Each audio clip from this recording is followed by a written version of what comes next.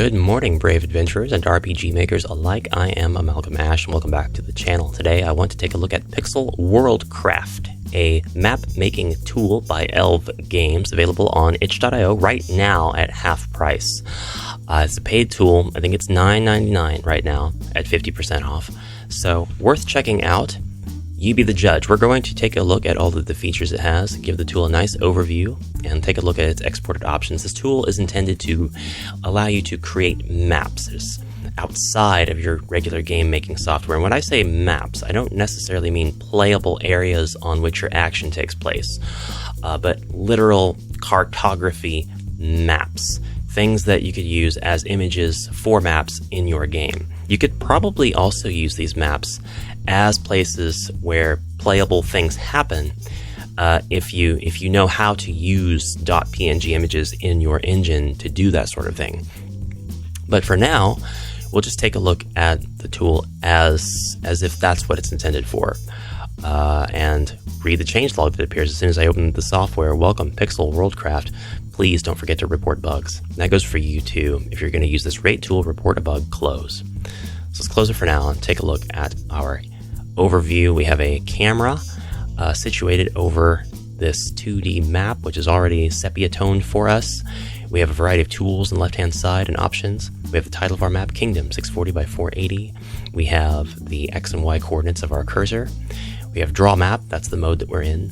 And we know that we can scroll up and down with the mouse wheel. We can use the arrow keys, right? Yes, to go left and right. Each arrow key presses one tile. Don't think that there's a faster way to navigate around the map horizontally. I can definitely use the scroll wheel to move quickly up and down. We are currently on a shovel icon. What happens if we click on the map? We create land.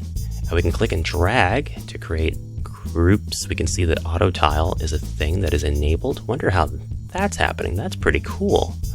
So it's got a built-in auto tiling system, which makes things really intuitive if you are an RPG Maker user for sure. We don't seem to have a fill tool, so I have to do this one at a time. One tile at a time, just filling it all in by hand. That's probably good, right? We have an inference that everything that we don't draw on is water, or everywhere that we don't have a tile placed is water. So I'm going to make just a really simple map here, nothing too fancy at all. I'm going to try to utilize every single option that we have. I'll make some sub-islands here, and then it's kind of looking like a logo somehow. I don't know what logo that looks like, but let's continue. We have next. Oh, does right-click do anything? Right-click removes lands, so you can use right-click to delete. And we can make ourselves a little river here. Separate these two lands. Now they'll also have like a geopolitical separation in our lore that we're creating. Draw sand is the mode that we're in now. So you can left click and it'll draw sand. We do have a little bit of aberration in the auto tiling, I would say, based on the land tiles below the sand. I think the sand and the land should be part of the same category, but they're not. That's fine. And likewise, you can use right-click to delete the sand.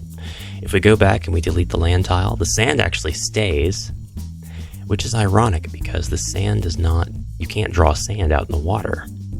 Interesting. Maybe that's a bug and not a feature, but maybe it's also a feature. We'll see. Next, we have draw roads. And so we could draw roads out in the water. Yes, we can make ship charters with that. And we can just click to kind of make a vague road, or we can dragging kind of by virtue of the tool trying to auto tile. It creates, or maybe not by auto tiling, but just by virtue of it having to touch every single tile that you go over, it creates a sort of jagged pattern. So I don't recommend clicking and dragging with the roads tool unless you're just trying to go into a straight line. And then I think that would be fantastic. One thing I want to point out really quick, I should have pointed this out earlier, is that the tool opens up very small on my desktop. I have a 2K resolution desktop. I have a 4K monitor, but it's in 2K resolution. And this basically takes up just the center tile of my screen if you separated my screen into a 3x3 grid. So that's something to think about. There's no way to maximize the screen or drag the edges out, but there might be a setting. I haven't taken a look at settings yet, but we'll look at them shortly. Next, we have a castle icon, and this brings up the Draw Objects menu. So we have lots of other sub-menus here in the flyout. We have 2 chevrons. If we click on those, this window moves. So that's very handy. But we have trees, so we can set up our trees, our deadwood forest. This is really the meat and potatoes of this, I would say, because you have now the ability to really draw the icons on your map. Now, the folder in which this program opens doesn't have any subfolders or anything. It's just like some DLL files and the program itself in the README. So there's no asset folders. There's nothing that you can put in here that'll make it recognize third-party assets or assets you create. So that might be an important point for some of you. We have a mountains sub-folder. Some of these mountain images have little caves in front of them. Some of them are taller, some are smaller, some are rocks. Do they auto-tile? Yes, they do. They nest quite nicely, if that's what you're trying to do. There's no undo key, it seems, so I'll have to right-click to drag and delete those if I don't like them. Next, we have a town icon, and this is how we can place all of our town's houses, make our little cities for our world maps, or perhaps you can just use one to represent a town or a settlement, a la Dragon Quest. Plenty of options for doing that here. Next, we have a castle icon. This is the same thing, but it's for castles. Dragon Quest was notorious for having castle icons and town icons be quite different, letting you know that, despite the similarities in the mechanics between a town and a castle, that the castle was for royal use. Also, here we have bridges, which these are really cool. You can put that right over the little fjord that I've just made, and you can have these bridges cross, and they really serve the purpose. We have up-down bridges as well, so if I wanted to go back to the land tile and say delete that land there and go back here, I could take a vertical bridge of one of a few different styles, and I could boop, just put it down right there. And it looks like we have some like Great Wall type tiles as well.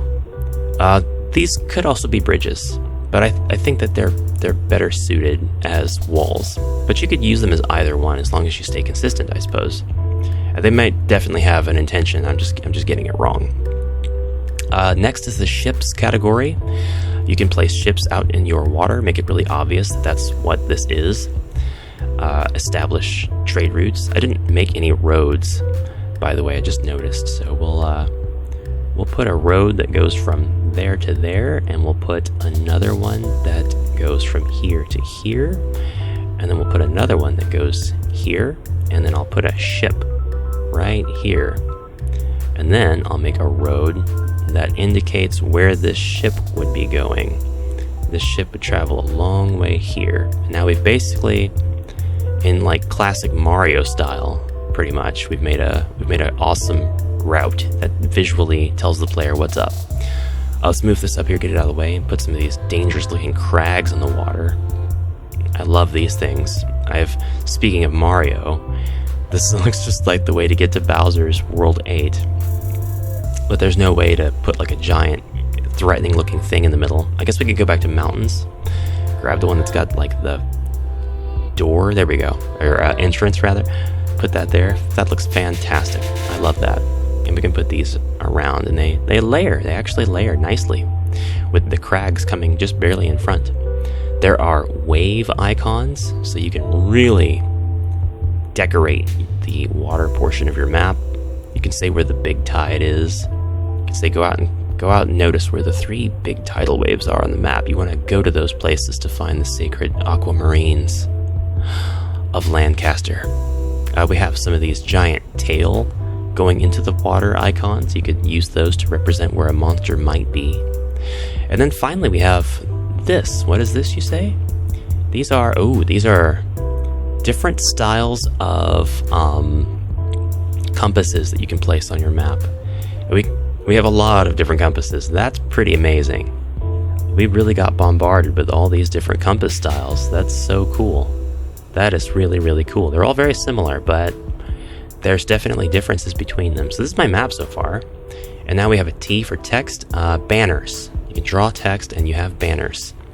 So we have an assortment of banners. Now the program is just going all out. So if I click, it's just a banner. Do I type? Yes, I do. And the banner automatically extends itself to match the length of your text. Ashland, if I hit enter, nothing happens. But if I set a banner down here, south, and then I can press space and it'll make arbitrary spaces and keep my text centered. That's really cool. Put one over here, call it west. Oh, I'm still... Now here we go. Oh, I'm still focused on this one. So you need to hit enter to get out of it and confirm your text. That's great. What do some of these other ones look like? West, enter. Nice. We have one that's like, hey, attention. Attention. I like that, the arrows on the sides. We have one that's just like a box. Voidland. Oh, it didn't make the center blank, but it does give it a nice 3D sort of vibe. And then we have one that has no borders. It's borderless. Borderless. I love that. I tried all those. So we can save now. The save icon's the next thing to get into. You can save or load your map. And it looks like we can save up to 99 of these maps. Let's save. And then we wait a moment while the file saves. Pretty cool. And like I said, you could take this tool and use it. We're about to find out with the export. Export kingdom? Yes. Exporting is successful. So this automatically opened the folder in which the file got exported, and that's going to be C, users, your name here, mine's Amalgamash, app data, local, pixel, WorldCraft, exported maps. And here's our file. And it exports exactly the same size that you saw in the editor, but you do get to zoom way in. This is Windows, so you can see all of this stuff. It's not a very crisp image if you zoom in that far. But you could use a proper bicubic or nearest neighbor resize method in your favorite paint program and really scale that up if you feel like you need to have it in your game at the right resolution and such. Close that and go to the next one, which is a paintbrush. Oh, and that's the map clearer. We don't want to clear it. The next one it looks like a dice. I thought that was a die with pips on one face, but it's arrows. It's telling you the controls. This is how you use the program. Use mouse left and right clicks to draw and delete tiles. P1 paint tool, draw ground tiles. S2 sand tool, draw sand tiles. R3 roads tool, draw roads tiles.